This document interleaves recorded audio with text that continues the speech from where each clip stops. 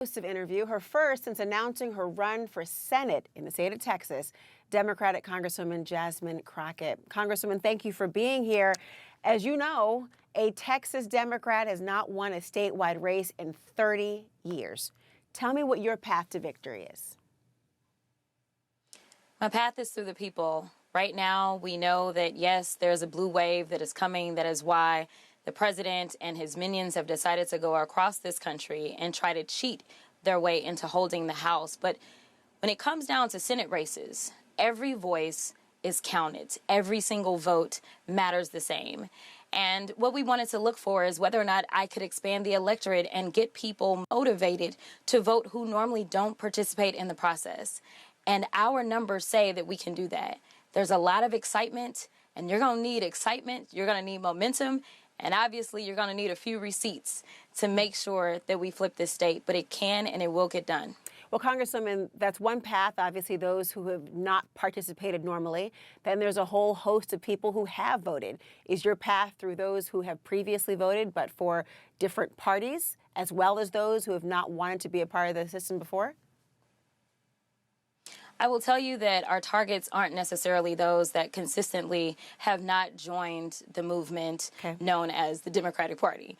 It's not necessarily them that we're going after, but I do want to be clear that a lot of people continue to think that this is about policy, yet they can't really explain how it is that you have Mandami Trump voters, or how you have Obama Trump voters, or how you have AOC Trump voters. And the reality is that I think that that's where we are going to walk that fine line. We are going to be able to get people that potentially have voted for Trump, even though I obviously am one of his loudest opponents, because at the end of the day, they vote for who they believe is fighting for them, and it's about moving people. And so I think I've got a track record of doing that. I think people understand that when I sign up to go to D.C., it's always me taking the people with me. It's not ignoring their voices. And that's what we're going to do. So for all those that believe it's about which one is more moderate or which one is too far left, if you look at the actual numbers, not just polls, but real elections, then you will see that the crossover doesn't come because you decide to sound like a Republican. The crossover comes because you make people believe that you will fight for them. How will you make voters who previously have voted for Trump, particularly given that you have been an outspoken critic and he has inserted himself, just take your campaign video as is. He has inserted himself at every turn when it comes to your commentary. How will you convert those who are supportive of him to voters for you? Yeah, I don't know that we'll necessarily convert all of Trump's supporters. That's not our goal. Do you need to? Our goal is to definitely talk to people. No, we don't. We don't need to. Our goal is to make sure that we can engage people that historically have not been talked to, because there's so many people that get ignored, specifically in the state of Texas. Listen, the state of Texas is 61% people of color.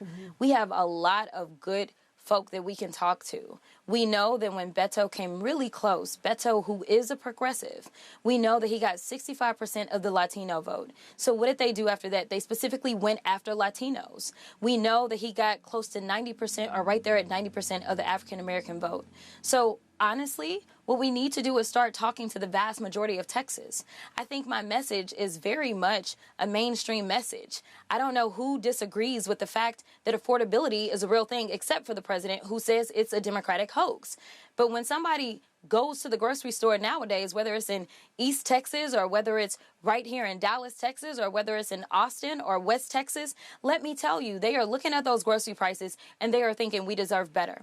Knowing that we do the amount of trade that we do in the state of Texas, yet right now there are these unwarranted tariff wars that is directly impacting us, knowing that we do agriculture big in Texas. We do everything bigger in Texas, but we do ag big, and understanding that we are hitting record-breaking bankruptcy filings by our farmers. Listen, my message is real simple. I'm looking out for you, your survival, and the survival of your kids as it relates to affordability, being able to actually go and access health care, being able to send your child to school, being able to afford a roof over your head. If that's not, what Trump supporters want, then fine. Then they absolutely won't listen to me. But I'm here for the everyday person, the person that's not the billionaire on the list that Trump has decided to take care of, but the people that he left sitting out in the cold, just like he did when he decided to be sworn in, and he decided that Inauguration Day he would have it inside while so many of his loyal supporters were outside. Well, let me talk to you. Immigration is also big in Texas, and you yourself have been criticized for being critical of Latinos who support President Trump, and you have been dismayed at the support that they have shown for Trump's immigration crackdown. How do you bring them back into the fold, given all the other issues you have discussed as well? Yeah, so I think the frustration is real just in general, because I could see the writing on the wall. And what I've come to the conclusion of is that he is a con man. I mean, we know he's a con man. And I understand that there were people that were legitimately conned. But the reality is that whether you are an American citizen or not, we have a Supreme Court, Trump Supreme Court, that said because of how you look or because of how you sound, you can be rounded up. We've had a record number of U.S. citizens. This is why it is so important for us not to be divided, but instead decide that we are going to be united, because you think that it's okay, maybe, if somebody goes out and does the things that they've been doing to undocumented folk. But the reality is that even those that are actual citizens, even those that are documented, are being tormented as well. And so this can hit any and all of us. We saw what happened in Chicago when they decided to go to the South Side and they went and got black babies out that were absolutely U.S. citizens as well. So you will take issue, Congressman, with the tactic, not just the policy, or both? I take issue with both. I mean, there is no policy. Right now, they have decided that they were just going to be rogue actors. We know that there's been an opportunity to engage in actual policy work, but we know that this administration does not care to know what the House or the Senate wants to do. Instead, they have been bulldozing and ignoring any laws that we've tried to put into place. And he doesn't want to do this. He likes the chaos, and he likes the hate, and he likes the confusion. That allows people to be diverted from the other terrible things that he's doing. And so what I want us to do is us to just focus on what kind of life do we want?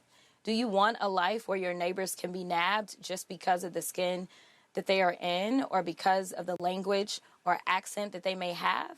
That's not American. And I'm trying to get back to basics. I'm trying to make sure that those that truly consider themselves to be patriots, those that consider themselves to live in the land of the free, in the land of opportunity, are engaging in just that. It is literally time, as he used to say, to take our country back. It is time for us to own our flag. It is time for us to prove what patriotism is. And it is a action verb. It is not a noun that you just say. It is about your actions. And right now we are not seeing patriotism. One way to have patriotism in action, of course, is through voting. And as you know, Congresswoman, you're going to first need to defeat State Representative James Talrico, who President Obama recently praised as somebody who we thought was the future of the party. Can you pinpoint a substantive policy difference between the two of you, given, of course, he has been campaigning a little bit longer than your announcement today? Yeah, so it's not like I've delved into the full breadth of James's policies. What I will tell you is that we served together in the state house. And because he's never served on the federal level, I don't know all of his federal positions. What I can tell you is that I've been in the belly of the beast. What I can tell you is I am the one that's receiving the phone calls from people that are scared that their Social Security may be under attack, or I am the one that is receiving the phone calls from those that have loved ones that are in ICE custody, or I am the one that is receiving the phone calls when that small business owner, for whatever reason, has not received their tax refund. You've also received a great deal of hate, Congresswoman. That is absolutely true. I am also the one who has received a lot of hate. But I think that when you think about what a public servant is, it's somebody who literally is there to serve the public. And while I don't think that it's okay that political violence has been what it is, I think that we need leaders that are unafraid. And I think that because I have been attacked, and, you know, our campaign theme is Texas Tough. Yeah. I know that I can withstand the attacks in this moment. And so I think that there's a track record to run on, a federal record. And I think that people will evaluate my federal record versus James's ideas of kind of what it would be if he were to be in the Senate. But at the end of the day, I'm just focused on the opposition. And my opposition is not James. My opposition is whoever ends up making it out of the primary on the Republican side, the people that are harming the people that live here in the state of Texas. Your campaign launch video solely showcases the president insulting you repeatedly. And frankly, there was more content that even could have been shared. As I mentioned, the hate you've received, a lot of the vitriol, a lot of the critique. It didn't include specifically in that video a message about Texas or the issues that were substantive. Why did you choose that approach here? Yeah, so what I decided is that we wanted to do a launch with the people, and we wanted it to be a real launch. We wanted real people that were going to be there, not anybody's stage, no stage camera, nothing. And so we knew that we would actually get content from our launch event. And so we have that. I gave a substantive speech about all the things. I mean, I don't think that you can actually bottle them up into a 1-minute video. But we absolutely needed something for fundraising. So for anybody that's watching, if you're checking for your girl, make sure that you visit jasmineforus.com. So we needed something. But I also think that it is telling, because here it is. If the president cannot keep my name out of his mouth, then who is it that would be better to make sure that they are in the U.S. Senate to hold him accountable? I am the one that he is afraid of. I am the one that the Republicans fear. They can say that they don't, but my governor cannot stop tweeting about me. And I know that that is out of fear, because honestly, if they really wanted me as the nominee, they would be quiet and just wait and hope to crush me. But they know my strength, and they know my ability to reach people that historically have not wanted to participate in politics or had just given up. And that is how we are going to win in the state of Texas. As I reminded people in my speech today, there were those that told a young senator out of Illinois that no one would ever vote for him because he had this weird, funny name that people couldn't pronounce, or because his middle name was Hussein. They told him that he could never beat back the Clinton machine. And somehow he became the first and only black president of the United States. This isn't about what we can't do. It's about what we will do and what we can do if we just get to work. And so just as President Obama said so many years ago, as someone who ended up becoming president at the exact same age that I am right now, 44, he said, yes, we can. Si se puede. And I am saying the same today. You have said part of your campaign is Texas Strong. You've also been somebody who has been unapologetic in your approach to the language you have used.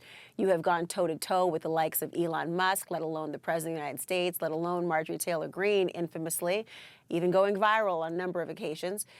In the climate that we are presently in, do you have any plans to change your approach in terms of your rhetoric or how you want voters to view it? You know what? We actually tested for a lot of those moments. Did you? We needed to know how they played in Texas. We did. We tested for those moments. And to be clear, those moments played just as well in Texas as they played everywhere else in the country. What we found is that voters moved to me even more. I think it is because it's authentic. I think it is because I think it is the authenticity as well as the strength. I think that people can be forgiving of somebody that gets off script every once in a while if they feel like it's real. They don't want somebody who's just being puppeteered. They want someone who they feel like is a real person. And so, while I know that the goal will be from the other side to kind of get me into sparring matches, my goal will be to make sure that I can inform Texans of when they're being distracted. And I will redirect the conversation to Texans, because at the end of the day, that is the only thing that matters. That is the only thing that should matter. And right now, Texas is not being properly represented. Not when, again, we have record numbers of bankruptcy filings from our farmers and ranchers. Not when we already lead the country in uninsured.